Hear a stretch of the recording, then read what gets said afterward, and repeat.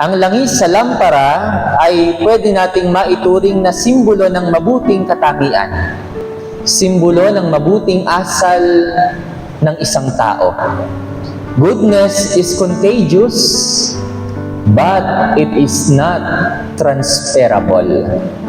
Pwede mong ma-inspire ang iba dahil sa iyong mabuting katangian. Goodness is contagious, but it is not transferable.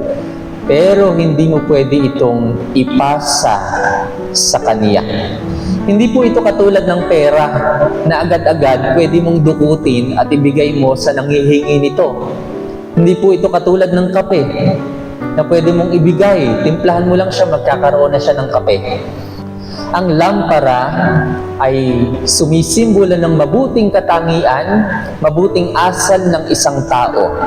Ang mabuting katangian na meron po tayo ay hindi natin maibibigay agad-agad sa mga gusto nito.